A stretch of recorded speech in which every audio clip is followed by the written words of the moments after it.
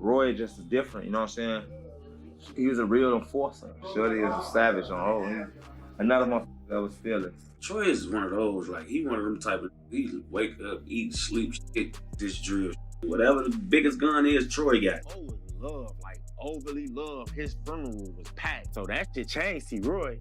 That shit changed T-Roy. Almost 3 years after his tragic death in Atlanta, Davon Daquan Bennett, better known as King Von, still shakes up the rap game. Even long after his passing, his tracks keep dropping, keeping his name alive in the streets and in headlines. But lately, the buzz hasn't been just about his music. It's about the secrets from his private life that spilled into the public eye. He was one of the first deaths that was from the ops. When you one of the first to die, man, it hit harder. King Von was tied to several violent cases and alleged crimes connected to the Chicago gang scene. And some even went as far as calling him a serial killer. You could even see that he was cuffed, correct? You could see the marks from the cuffs on his arm. That label alone had the rap world on edge. Many artists, even those tough on the mic, didn't want problems with him or his circle. But why exactly were rappers so scared of King Von? Let's break it down. Number one, his crew was ruthless. Von didn't roll solo. His squad was filled with people who had serious reputations on the streets. There's a saying that goes, you're the sum of the 5 people you hang with. T-Roy, you ain't gotta be scared of him if you one of the guys, you know what I'm saying? But if you on that other side, you should be terrified of him.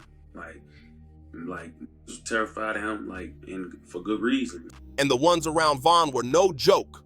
His close circle included big names like Lil Durk and his right-hand man, James Johnson, better known as T-Roy. T-Roy stood only about 5'1", but his size didn't matter. His name carried weight. He was a known shooter from the Black Disciple set, O Block, and his presence alone made people nervous. While he wasn't widely recognized when he was alive, his story blew up after his death, as rappers who knew him kept his memory alive through songs and interviews. T-Roy was reportedly involved in several shootings during Chicago's gang conflicts, a legacy that added to the dark legend surrounding King Von's name. You know, it's probably a little nigga syndrome. You growing up and shit. Everybody thinking you 10 years old. Probably got to a point where you was tired of thinking because he little as chicken. T-Roy's name carried so much weight in the streets that people started whispering he was Chief Keef's personal shooter. The rumor spread fast, and Chief Keef himself only made it wilder when he dropped bars mentioning T-Roy in his songs. In his track, No Reason, Keef raps, I'm coolin' in the trap, getting high for no reason. T-Roy grabbed my strap, he gon' blast for no reason. Then T-Roy was right there with him his last little moments, and T-Roy, and then T-Roy said that, oh, like, damn, they got me, bro. Like, that was his last word. That line alone had fans thinking twice. But Keef didn't stop there. In Savage, he threw in another line. T-Roy, he got the semi, he'll send your ass to heaven. And again in his song, Self, he rapped, don't care if you with them or by yourself, T-Roy got a gun that's bigger than him. Then I think at some point you take the picture in front of O Block, in front of the King Von show.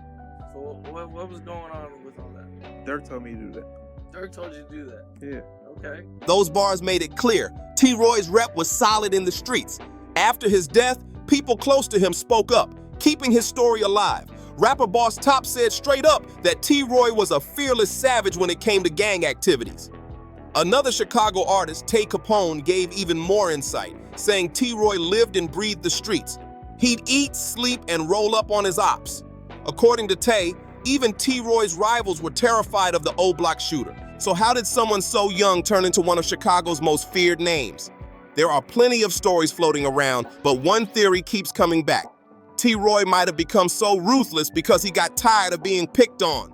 Me, T-Roy, all us, Von, we used to be in cahoots. They used to have guns, but we just used to have it so that the big guys wouldn't call us pussy. It's just like when you grew up in the hood and it's like, you ain't getting no pussy, you ain't no nothing, you a lame, you a goofy, so niggas finna do what? We finna try to fucking do all this. We might not even want it, but like we finna try to open ourselves up to it so niggas can't talk about us. Tay Capone once hinted that T-Roy's early struggles and constant fights pushed him to toughen up fast. What started as survival turned him into a street legend, a name that still echoes through Chicago's drill history. T-Roy was small in size, and that made his school days tough. He got picked on constantly, with people clowning him just because he was short. But after taking all that disrespect, he finally snapped. Fed up with being pushed around, he decided to protect himself the only way he knew how. He got himself a gun. Not just any gun either. He made sure it was the biggest and baddest one on the block, a symbol that nobody was going to mess with him again. But according to one of his close childhood friends, that wasn't the only thing that hardened him. Former O Block member Jay Hood once opened up about what really pushed James Johnson, T. Roy, over the edge. He said that T. Roy was traumatized after witnessing something no young person should ever have to see, the death of his close friend and childhood idol. It all went down on August 10th, 2011, around 11 p.m. Popular Wick City member O.D. Perry, known around the neighborhood as O.D., was riding his bike near the 6,400 block of South Martin Luther King Drive. The night was quiet, peaceful even. But that calm didn't last long. According to witnesses, as O.D. rode past an auto zone, someone with dreadlocks approached him quietly. Before he could react, the person pulled out a gun and fired several shots. People nearby said they saw two figures sprinting from the scene and jumping into a car that sped off into the dark. O.D. was left lying there, fatally wounded, as the streets around 64th changed forever that night. That moment hit T. Roy hard. It wasn't just the loss of a friend, it was the birth of a storm that would shape who he became. As O.D. Perry lay on the ground, bleeding out and waiting for an ambulance that felt like it would never come, T. Roy was right there, holding his friend in his arms. You usually don't really see dudes be able to slip out of the handcuffs like that. Yeah, that was crazy. I don't know how he did it, but he did it. According to Jay Hood, a former O Block member, OD's final words to T. Roy were chilling. "They got me, bro." Those few words would haunt him forever. O.D. Perry wasn't just another name in the streets. He was loved by everyone in Parkway Gardens. After his death, the Wick City gang honored him by changing their name to O Block, turning the entire area into a living memorial. His funeral was packed, with people from all over Chicago showing up to say goodbye to someone who had become a symbol of their neighborhood. The loss hit Parkway Gardens hard. They had never lost someone so admired to street violence before. But while the whole community mourned, it was T. Roy who felt the pain the deepest. You see Mr. Banks' arm out the window firing several shots at the victim, towards the victim. He had watched it all happen, saw the neighborhood hero take his last breath, and heard those haunting final words. At first, he was horrified, frozen by what he had just seen. Then came the heartbreak, realizing that the man everyone looked up to was gone for good. And after that, something inside him broke. Maybe it was the shock of being there in that moment, or maybe it was the guilt that he couldn't do anything to save him. Whatever it was, that night changed T. Roy. Jay Hood later said that after OD's death, T. Roy wasn't the same person anymore. It was like a switch flipped. He was traumatized, but also driven. OD's death needed payback, and T. Roy made it his mission to make that happen. Before O.D. Perry's death, T. Roy hadn't been too deep into the violent side of gang life, but after that night, everything shifted. He stepped into OD's shoes without hesitation, determined to carry on his friend's legacy and make sure no one ever forgot his name. Before everything went downhill, T. Roy wasn't really out there hunting for trouble. He carried a gun, yeah, but not to slide on his rivals. According to his longtime friend Jay Hood, the guns were more about peer pressure than anything else. The older guys in the neighborhood used to clown them, calling them soft, so T. Roy and his friends started carrying heat just to fit in. They didn't want to look weak in a place where being tough meant survival. But once OD's death hit, everything flipped.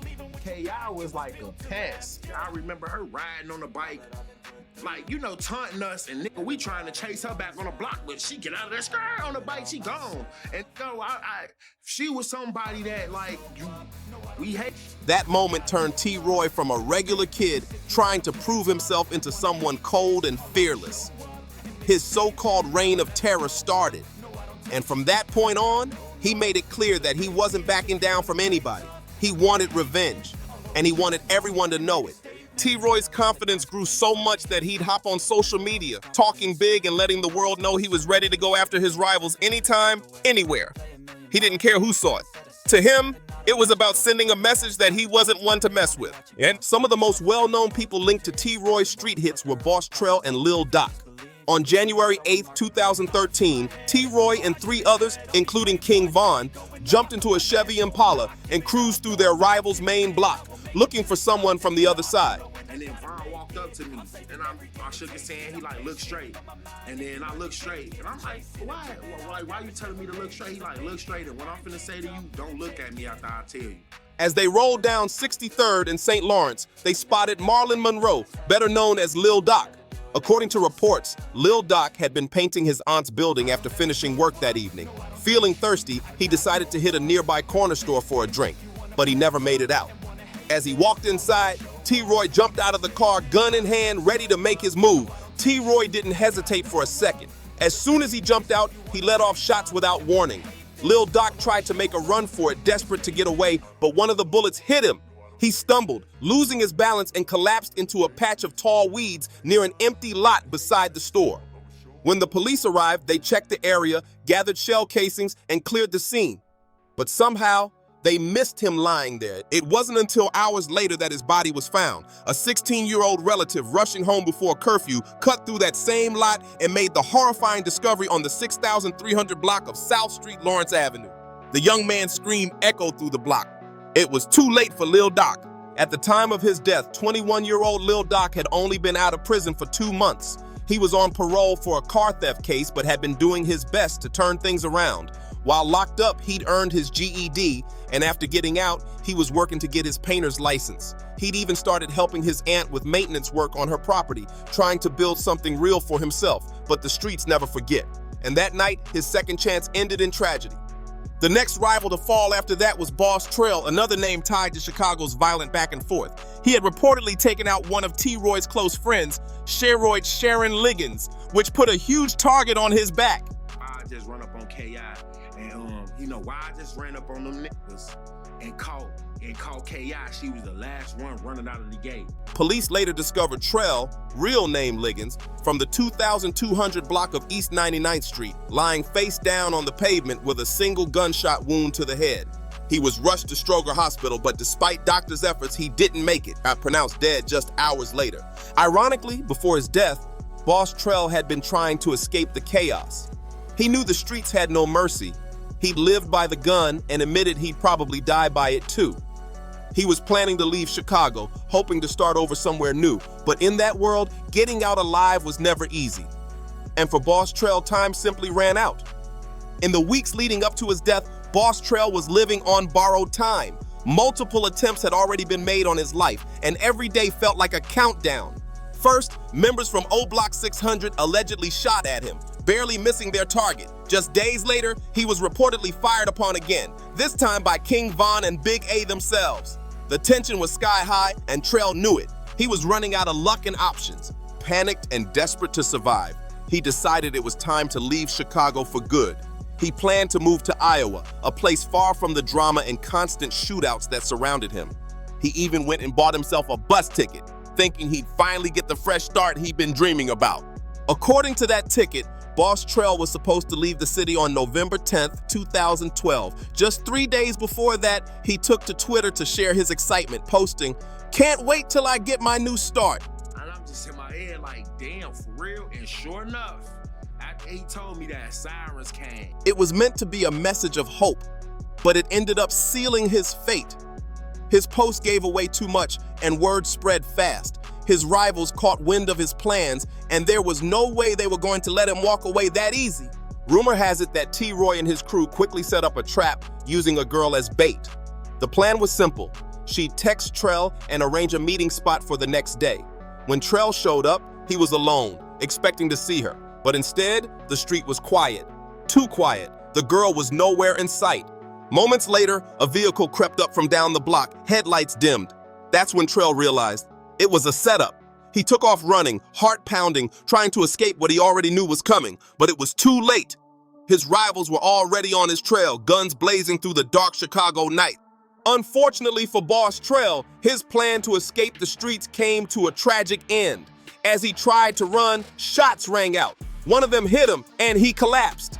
Witnesses say T-Roy and the others fled the scene right after. Just 2 days before he was supposed to leave Chicago for good, Boss Trell was found face down in an alley on the 2,600 block of West 83rd Street with a bullet wound to the back of his head. When word spread about his death, his rivals couldn't hide their excitement. They even jumped on Twitter, bragging and posting taunts. One tweet read, "Boss Trell thought he could run from the set, but look who he ran into." The streets were cold, and the celebration of death showed just how ruthless the cycle had become. But fate had something similar waiting for T. Roy. The same violence he lived by would eventually take him down too.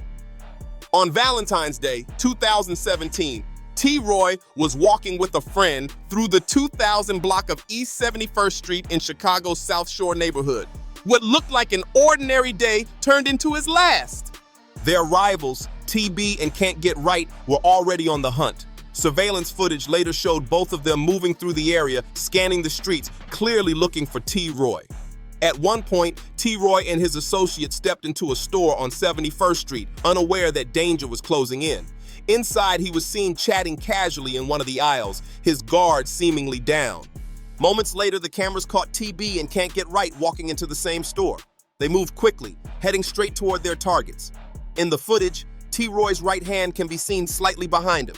It looked like he was reaching for something, maybe his gun, but before he could react, TB raised his weapon and fired. T. Roy dropped to the floor instantly as chaos erupted inside the store. Paramedics rushed him to Northwestern Memorial Hospital, but despite every effort, he didn't make it. The news spread fast, shocking the Chicago rap community and leaving his crew devastated. Several well-known rappers who were close to him took to Twitter, posting tributes and expressing their heartbreak. T. Roy's story had come full circle. A life built around the streets ended right where it started, in the same cycle of violence that had made his name known. After T. Roy's death, the Chicago rap scene was shaken, especially among those closest to him. Big names like Lil Durk, Lil Reese, 600 Breezy, and Chief Keef all took to social media to mourn his loss, sharing memories and paying their respects. But one person who took it the hardest was King Von. At the time, Von was locked up, fighting a murder charge, and when his mom broke the news to him, it hit deep.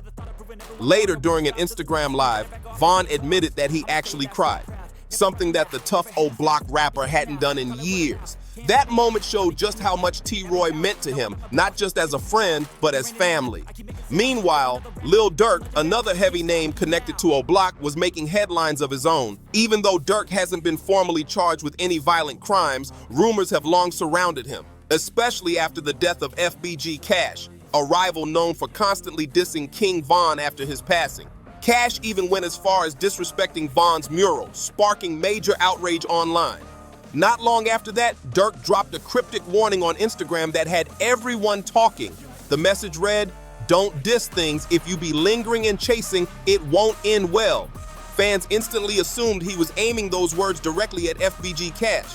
Durk later doubled down in his track Computer Murderers, spitting the line, "Sneaking pics by Von mural like Lil Bro won't come out and spin." That lyric set the internet on fire. People believed he was hinting at revenge for Von's disrespect. Then came the twist. When FBG Cash was killed, word spread that a woman had allegedly lured him into a trap before the shooting. That detail, paired with Durk's earlier post and song lyrics, made fans connect the dots, sparking wild speculation that Von's affiliates might have had something to do with Cash's death. Nothing was ever confirmed, but in Chicago's rap scene, where rumors move faster than bullets, the story only made the legend and the tension even bigger. That whole situation sent a message loud and clear. King Von's name was not to be disrespected, even though he was already 6 feet under. His legacy still carried power, and people knew better than to test it. But it wasn't just T. Roy and Lil Durk who made Von's circle intimidating. It was the entire O-Block crew he repped. O-Block, a branch of the Black Disciples, is one of Chicago's most notorious and feared sets. Growing up in that environment shaped Von's mindset. Loyalty, retaliation, and respect meant everything. When Von stepped into the rap game, he didn't waste time making his mark. His storytelling, street credibility, and raw energy made him stand out fast. With money rolling in, Von made sure his people were taken care of. He stayed loyal to the block that raised him. He even went as far as buying custom-made O-Block chains for his closest guys, turning their loyalty into something you could literally see shining around their necks. To Von, O-Block wasn't just a gang, it was family. His crew protected him, moved with him, and handled security whenever he performed or traveled. In an interview, his former manager, 100K Track, revealed that Von trusted his life with his O-Block brothers more than any professional bodyguards. That bond ran deep. These were people who would go to any length to defend his name, and that loyalty came with consequences. Man, what I know on my dear Vaughn and killed guy. I got shot too. I was right there. I got shot too. I saw the motherfucker pop up. He did. Later on, 5-0 Block members ended up facing potential life sentences, all connected to incidents tied to Vaughn's legacy. That shows just how far they were willing to go for him, even after his death. Rumors also started flying that Block members might have had something to do with the murder of Lil Pop, who was a known associate of Cuando Rondo. The connection got even messier, because Cuando Rondo was blamed for being involved in the chain of events that led to King Von's death. Even though Cuando didn't pull the trigger himself, he later dissed Vaughn in his music, and that reportedly made Vaughn's people furious. They were still grieving, still angry, and those words felt like a slap in the face. In an interview with All Around TV, Talk About That Situation made it clear. Vaughn's name carried weight, and disrespecting it could come with serious consequences. That moment might have been the final straw, because right after that, everything exploded.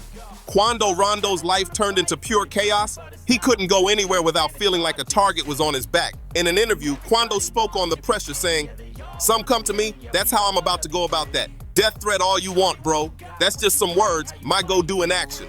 But those words turned deadly real not long after. On November 19th, 2022, things took a dark turn at a gas station in Beverly Grove, Los Angeles. Several gunmen pulled up and ambushed Cuando's entourage in a sudden burst of gunfire. Reports later suggested that Cuando was the main target, but somehow he escaped without getting hit. Unfortunately, one of his closest friends wasn't so lucky. In the chaos, his injured friend was rushed into a black SUV, and the crew sped off toward West Hollywood, trying to save him. Police responding to the scene spotted the SUV and pulled it over. When the doors opened, officers found a man inside, barely breathing but still alive. They immediately began CPR right there on the street as Cuando screamed in shock and heartbreak. Footage of the moment spread online within minutes. Cuando yelling, panicking, and crying as paramedics tried to save his friend. The internet went wild watching the clip, and soon after, news broke that the victim didn't make it. He was rushed to the hospital but later died from his injuries. Cuando later confirmed his friend's identity on Instagram, posting a photo with him and revealing that the victim was Lil Pop, someone he was extremely close to. The post was emotional, raw, and filled with pain. Another reminder of how deadly the street life could be. Even though no one from O Block ever claimed responsibility for the hit, rumors instantly started flying. Many people believe that, just like with FBG Cash, this could have been revenge connected to King Von's death. Nothing was proven, but the timing had everyone talking. At the end of the day, one thing became crystal clear. The people Vaughn surrounded himself with weren't just rappers or friends. They were real street soldiers, men who lived by a code and weren't scared to pull the trigger when they felt disrespected. In their world, if you crossed Vaughn, you didn't just face him, you faced all of them. And that's exactly why so many rappers feared his name long after he was gone. So, was King Von really like the company he kept? Was he truly the cold-hearted killer people claimed he was? Let's talk about it. One thing that set Vaughn apart and made so many fear him was what people called his bloodlust. Even though a lot of his fans still struggle to accept it, Vaughn's street reputation didn't come out of nowhere. Over the years, several of his close friends and affiliates have opened up in interviews, revealing just how deep he was in the streets. And it's not just talk. Federal investigators reportedly uncovered enough evidence linking him to a string of violent crimes, including multiple shootings and murders. I think at some point you take the picture in front of O Block, in front of the King Von girl. So what was going on with all that? Durk told me to do that. Durk told you to do that? Yeah. Okay. After Vaughn's death, things got even crazier. The internet blew up with videos, breakdowns, and theories about his alleged body count. Some of those clips went viral, with people calling him a serial killer who lived by a deadly code. While not every rumor was confirmed, the feds did verify 3 cases that Vaughn was directly tied to, involving Gakira, K.I. Barnes, FBG Duck, and Alexander Weatherspoon. Each of those names came with its own story, and all painted a darker picture of who Vaughn really was behind the fame. But before diving into the details of those cases, it's important to understand that Vaughn wasn't only feared for what he did with a gun, he was also known for his hands. Whether he was behind bars or out in the streets, Von had a reputation for never backing down from a fight. He was the kind of guy who didn't need a weapon to make a point. If he had a problem with someone, he'd handle it directly, face to face. In jail, several altercations involving Von were caught on camera, showing how aggressive and fearless he really was. In one clip, you can see him walk straight up to another inmate and start swinging. No hesitation at all. The two traded heavy blows before guards and other inmates jumped in to separate them. And in another shocking video, Von somehow slipped out of his handcuffs and attacked one of his rivals inside the facility. Those moments weren't just rumors, they were proof that Von's energy was real, whether in the booth, on the streets, or even locked up. His name didn't just carry weight because of his lyrics. It carried fear because everyone knew he was really about that life. In the footage, King Von can be seen suddenly jumping up, moving fast toward another inmate with pure aggression in his body language. The clip shows both men struggling as their handcuffs rattle, but within seconds, Von somehow slips free from his restraints. Everyone watching was stunned. Once his hands were loose, Von didn't hesitate. He charged straight at the other inmate. The man tried to back away and hide behind others, but Von caught him, unleashing a flurry of punches. Blow after blow landed as Von overpowered him, knocking him straight to the ground. Two more inmates jumped in to help Von, and chaos erupted in the bullpen. Moments later, prison guards stormed in, pulling everyone apart and dragging the men out of the area before things got even worse. But by then, the damage was already done, and the video spread like wildfire online. When the clip leaked, most people weren't even shocked. Von's reputation had already been built. He was known to slide on his ops every chance he got, whether on the streets or behind bars. What really blew everyone's minds, though, was how he managed to break free from his cuffs in the first place. Even the guards watching the footage couldn't believe it. Von had been properly restrained, yet somehow got loose like it was nothing. Later, details about the fight came out. The inmate Von attacked was said to be 051 Freaky, someone linked to a rival crew. According to Lil Reese, Von's reason for attacking him was personal. Freaky reportedly had a disrespectful tattoo of L.A. Capone, which Von and his circle took as a direct insult. For context, L.A. Capone was an up-and-coming rapper from Chicago who had close ties to Lil Durk and Block. On September 26, 2013, L.A. Capone left a recording studio around 6 p.m. and headed down the street to grab his car. As he walked through an alley nearby, tragedy struck. And that moment would later become one of the turning points that fueled years of tension in Chicago's rap scene. On 75th Street and Stony Island Avenue, tragedy struck when L.A. Capone was approached by an individual later identified as Lil Mick, a member of the rival crew 051 Young Money.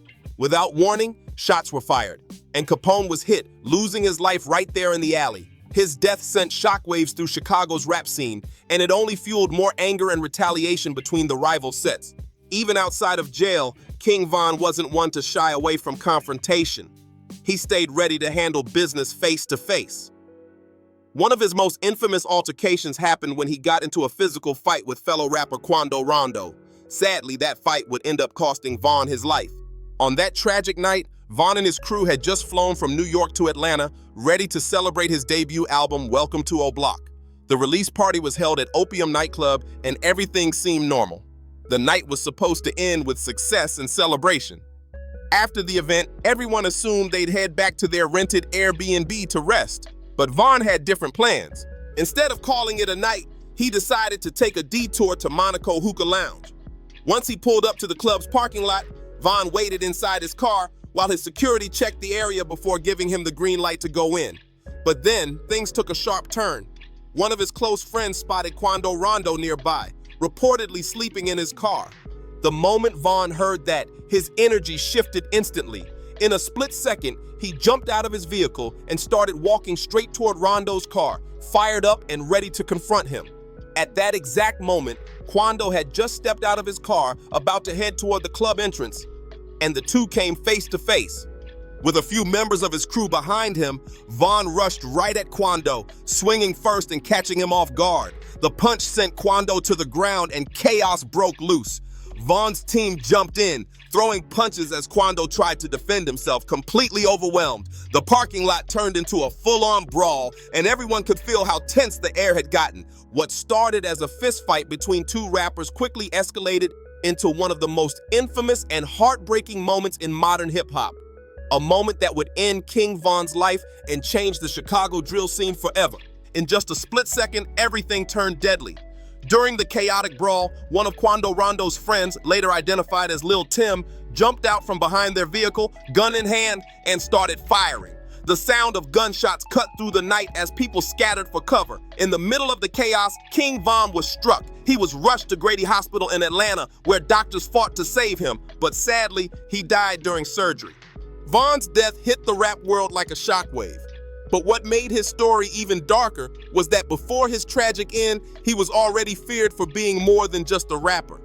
He was known as someone who wasn't afraid to use his fists or his firearm when things got serious. One of the most infamous cases tied to him was the murder of 17-year-old Gakira Barnes, better known on the streets as KY. She wasn't just another name in the Chicago gang scene. She was feared. Despite being a teenage girl, she had built a reputation as a ruthless shooter who brought havoc to O Block and its allies. It's even said that KI was responsible for the death of O.D. Perry, the man whose murder eventually led to the birth of the O Block name.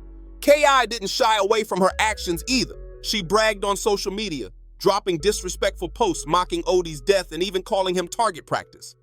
Rumor had it she went as far as stealing OD's gun, then flaunting it in photos online, posing with it proudly. Those posts didn't just stir drama, they infuriated her rivals, especially King Von.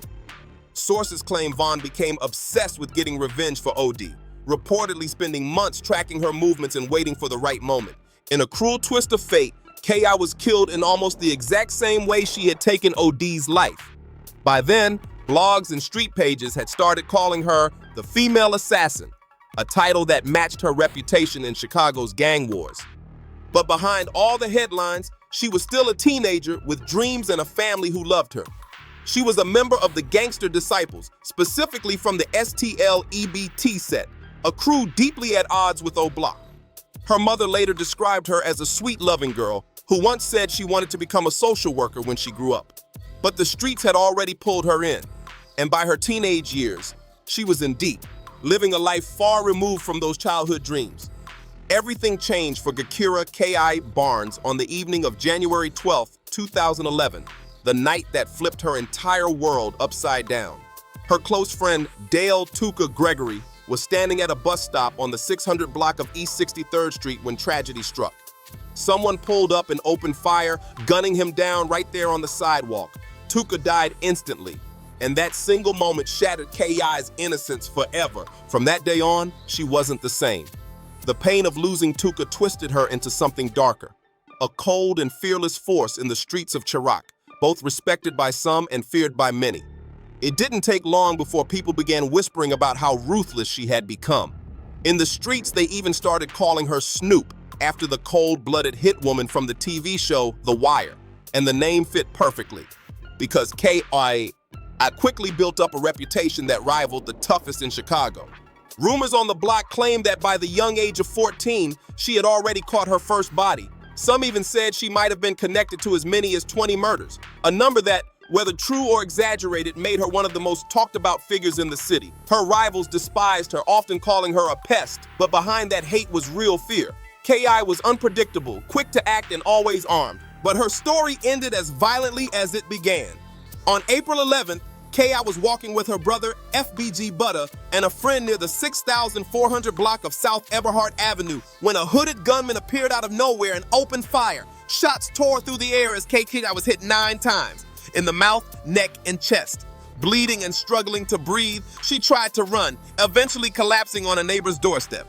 She was rushed to Northwestern Memorial Hospital, but it was too late. K.I. didn't survive. Her brother and friend were also shot, but managed to pull through. Witnesses later said it seemed clear. K.I. was the main target. Soon after, King Von was arrested in connection with the shooting after multiple eyewitnesses pointed him out. But just as fast as he was picked up, he was released, with the case never officially pinned on him. The streets kept whispering, though, and those whispers turned into legend. Whether or not Von pulled the trigger, everyone knew one thing for sure. Their deadly rivalry had come full circle, and K.I.'s story ended the same way so many others had in Chicago's violent gang war. Since investigators couldn't gather enough hard proof to stand up in court, King Von walked free. The police didn't have the evidence they needed to meet the legal burden of proof, so the charges were dropped. For years, the case sat in mystery. Whispers and rumors filled the streets, but nothing concrete ever came out. Then, years later, after King Von's tragic death in Atlanta, shocking new reports surfaced. Leaked police files revealed that investigators had quietly pieced together evidence suggesting Von really was the shooter who killed Gakira K.I. Barnes. According to those reports, the gunman was described as wearing a gray hoodie and blue jeans. He reportedly walked up to the group, pulled out a handgun, and started firing, hitting all 3 victims before jumping into an unknown car and speeding off. The details matched the same day K.I. lost her life. And soon, Von's name was being whispered louder than ever. Adding more fuel to the fire, former O Block member Jay Hood, who was close to Von back then, shared his own story about what happened that day. Jay claimed that Von personally confessed to him, saying he was the one who shot K.I. According to Jay, Von told him straight up that he had hit 3 people, and K.I. was the last one he shot before taking off. Jay said that as Von finished his confession, he heard sirens in the distance getting louder. Police were already closing in on the scene. It was a chilling moment, one that stuck with Jay for years after. However, K.I.'s brother, FBG Duck, who was there that night and was shot himself, denied the claim completely. He publicly insisted that Von wasn't responsible for his sister's murder and that people were spreading lies to stir up drama. But that denial didn't last long. In 2023, police documents came to light showing that FBG Duck had allegedly confessed to officers that Von did kill his sister. The revelation hit hard, especially since it came years after Von's death. According to those same documents, Duck eventually admitted that what the streets had been saying might have been true all along. It was one more piece in the long, dark puzzle of King Von's legacy. Proof to some that he really lived the life he rapped about, and to others, a haunting reminder of how deep the cycle of violence ran in Chicago's streets. According to official documents, Cooperator 3, identified as FBG Duck, KY's brother, confirmed that he had witnessed the murder of his sister, Gakira K.I. Barnes, and stated that it was carried out by O Block member Davon Bennett, better known as King Von. But as shocking as that revelation was, it wasn't the only case that came back to Von's name. Another major killing tied to him was the death of Carlton Weekly, known to the world as FBG Duck, one of Von's most vocal rivals in the Chicago rap scene. However, just like with KY's case, investigators didn't uncover the full extent of the evidence until after Von had already passed away. On August 4th, 2020, chaos broke out in Chicago's upscale Gold Coast district. Gunfire erupted in broad daylight at the intersection of Michigan Avenue and East Oak Street, a place known for luxury stores and heavy foot traffic. When the smoke cleared, news spread that FBG Duck had been shot and killed. It didn't take long for everyone to realize this wasn't random. It was clearly a targeted hit. In the weeks that followed, the investigation picked up speed. Then, on October 13th, 2020, federal agents launched a massive raid on O Block. They arrested 5 men in connection with Duck's murder: Charles Liggins, also known as C. Murder, Kenneth Robertson, Kenny Mack, Carlos Offord, Loss, Christopher Thomas, C. Thang, Marcus Smart, Muop. All 5 were hit with serious federal charges, including murder, racketeering, unlawful use of firearms, and assault with dangerous weapons. These weren't small cases either. The charges carried a mandatory life sentence, and prosecutors even hinted that they might seek the death penalty if convicted. During the investigation, the feds also revealed something even more disturbing. An informant claimed that a $50,000 bounty had been placed on FBG Duck's head before the shooting. At first, no one wanted to take the job because of how high profile Duck was and how dangerous it could be. But later, according to the same source, that bounty doubled to $100,000, making it clear just how badly someone wanted Duck gone. The revelations painted a grim picture of how deep the beef between O Block and FBG really ran. Even after King Von's death, his name kept resurfacing, tied to crimes that showed how blurred the line between music, loyalty, and street life had become in Chicago's deadly drill scene. According to investigators, someone from O Block was allegedly willing to drop a staggering $100,000 just to see FBG Duck gone. At the time, King Von was the one in O Block with real money coming in, and many started whispering that he might have been the one who funded the hit. Though the informant never revealed a name, they did tell police that whoever put up the cash rewarded the shooters with custom-made O Block chains afterward. That detail got everyone's attention, especially when a YouTube video surfaced showing King Von himself handing out custom O-block chains to his crew. It looked like the missing puzzle piece. The video, the timing, the money, everything started lining up in a way that made the rumors hard to ignore. At that point, Von was doing big numbers in the rap game. His debut album, Welcome to O-Block, had just dropped, his fame was rising fast, and he had the kind of cash flow that made the alleged bounty believable.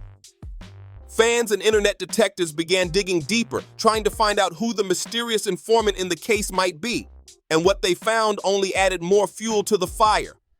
Federal documents revealed that the informant had been arrested on August 17, 2020, for unlawful use of a weapon.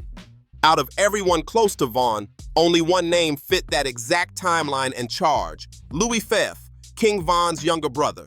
That led online sleuths to believe that Louis Pfaff might have been the one who secretly gave up details to the feds. The paperwork also hinted that this same person could have known about Von's alleged move on FBG Duck, since he was close enough to hear things firsthand. If true, that meant someone from Von's inner circle might have quietly cooperated with law enforcement. A twist that shocked both fans and the streets alike. These revelations only added to Von's reputation for being feared. To many, it confirmed what rappers had already believed, that he wasn't just rapping about the streets, he was living it. The idea that Von could allegedly put a bounty on someone's head and actually follow through with it had everyone watching their words more carefully. But while many met dark fates after crossing him, one man surprisingly lived to tell his story: Alexander Weatherspoon. He had a run-in with King Von that could have ended his life. But somehow he walked away. His story showed just how close anyone could come to danger when King Von was around. On February 5th, 2019, gunfire broke out in the parking lot of The Varsity, a well-known restaurant in Midtown Atlanta. Police rushed to the scene within minutes, finding a 23-year-old man bleeding outside a vehicle. The victim was later identified as Alexander Weatherspoon, who had suffered a gunshot wound to the leg.